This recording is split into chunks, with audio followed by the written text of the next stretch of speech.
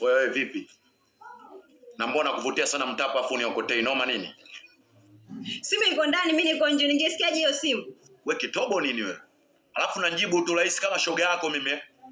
Sikiliza, nimeacha majukumu na masela huko, nimeacha ngazi na uzo huko na maniga. Alafu nimekuchimbukia unajibu unapojua wewe, au si mind. Sikiliza, sijaje kuimba talabu. Magetoni. Sheria kama kwebani. Huyu vipi? Wewe ule kinachoendelea hapa? Au unajali tu kuhusu magetoni? Kuna siku shai kujali kuhusu familia yangu, muone vile. Umekuwa sasa hivi unaweza kunijibu chochote unachojisikia.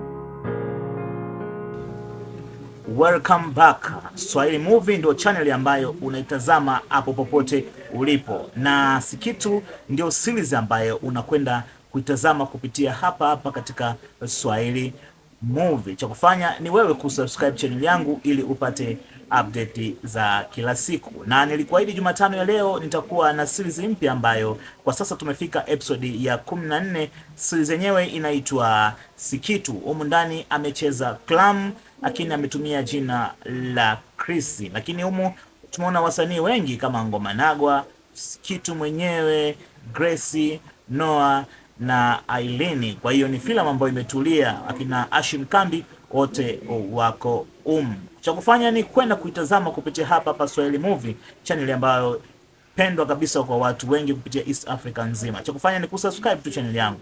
Nini kinacho happen kupitia episode hii ya 14 ni wewe kwenda kuitazama kupitia hapa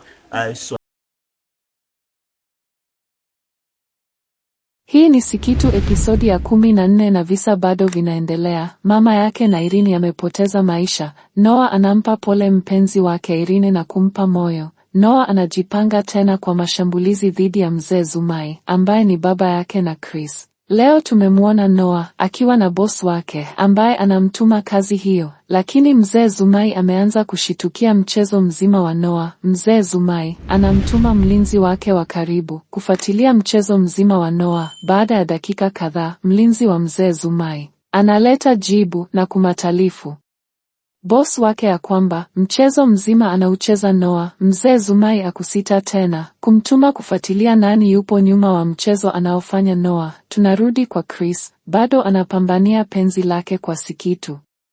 Lakini leo tumeona Chris amefanikisha kumpata Sikitu, amelala naye loji mpaka asubuhi. Sikitu anashituka asubuhi, Chris ameshakula mzigo.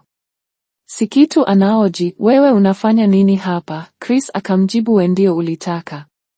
Tukirudi Uswahilini, Nagwa ameshatoka jela. Tunajua Nagwa yupo na mahusiano na Sikitu, lakini Sikitu ameshaanzisha mahusiano na mtu mwingine ambaye ni Chris.